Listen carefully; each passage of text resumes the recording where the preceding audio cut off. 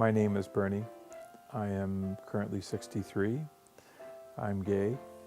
At age 60, I was diagnosed with prostate cancer. I had a dance that went on for the better part of 2 to 3 years, and to be honest, I can't tell you if that dance is over yet.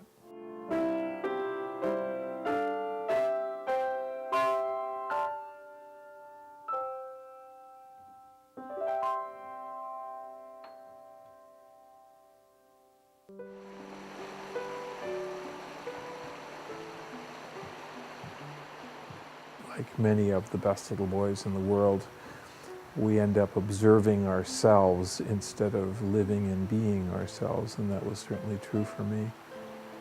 The person I was trying so desperately not to be was considered a criminal in our justice system.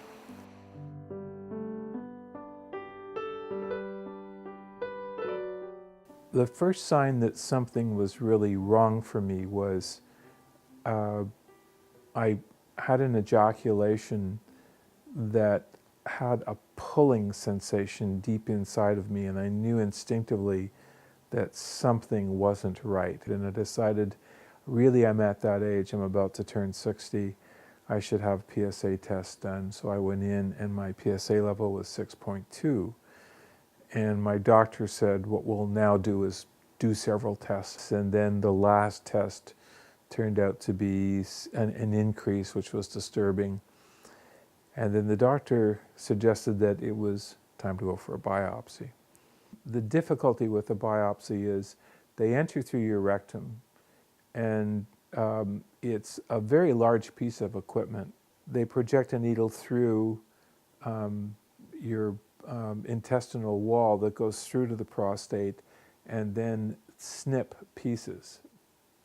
Mechanically, when they take the sample, there's a snip sound from the operator that is really hard to ignore. It sounds like a pair of clippers snipping, but the feeling, because I could feel it going through my intestinal wall, and I could feel the snipping on the inside.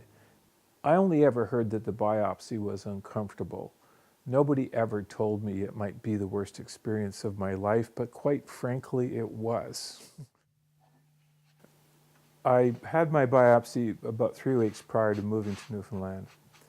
I finally got my phone installed and gave them a phone number to call. Doctor called me, and as he told me what the results were, my ears shut off completely for the first half of it. And all I heard was, and you have precancerous cells at a second site in the prostate.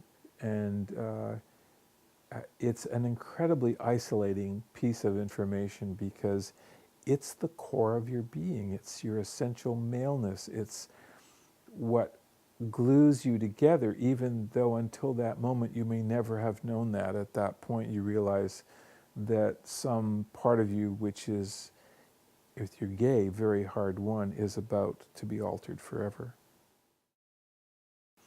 So I looked up urologists, and my nearest urologist was 2 hours away. I went to see him because it also matters to me what this man feels like. I'm handing over my essential nature to him, and so I want to know that this man has respect for me. And I met with him. It was very personable and very warm. In the course of my interview with him, he looked at my results, and I had said, you know, I have precancerous cells in this one side. He said, do you realize that in your biopsy, it actually shows you have cancerous cells in one site and it's contained, and you have precancerous sites at a second site. And I thought, that's what my ears completely shut out.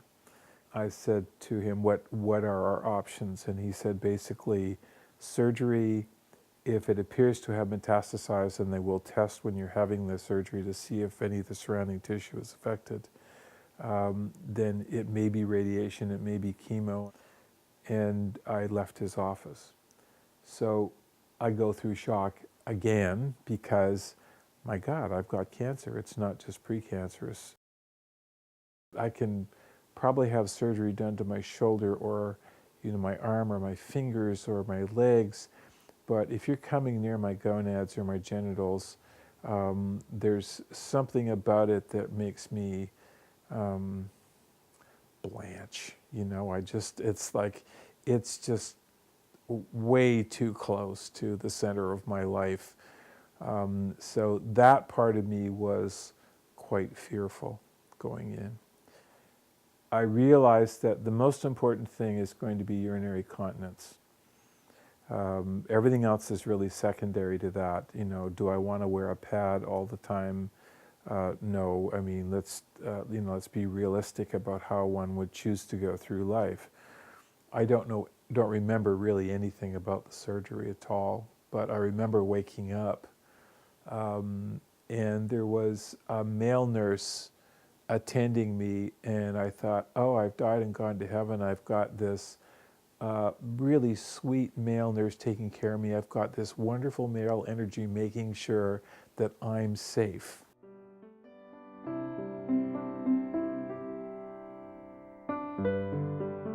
I'm smacking the ground I walk on because I can pee. It's the most delicious experience of my life. No one says to you that you're going to go through changes which I am going to assume are hormonal, and that you have massive mood swings and problems after the fact. There's no real support for this that I encountered. The only support I encountered was the wife of a friend of mine who had gone through all of this a year and a half before I did. And she said she almost divorced him.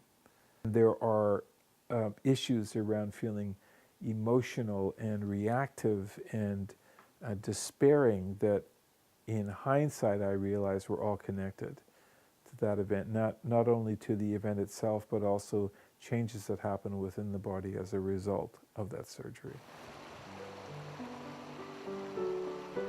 I think if you're gay, the complications are different, and it would be a gift to be able to meet with a number of other men who have gone through things or have went through it a while before can say, okay, yeah, I had that happen too. That's sort of normal. But I know that where I was, there wasn't anything, and I'm wondering about all the guys in small towns across Canada, and there are lots of us who are gay living in small towns across Canada. The gift I had was the internet, and I was on a gay dating site and discovered a couple of people who stated in their profiles that they had had prostate cancer, and we connected immediately. If you don't have a partner, you don't know where your maleness has gone. I mean, who am I? Am I close to a eunuch? How can I express my maleness? And for me, the hardest part was, how can I ground myself? And then if you add the complication of dating, I mean, how do you date? I mean, I was never good at it anyway, but now what do you do?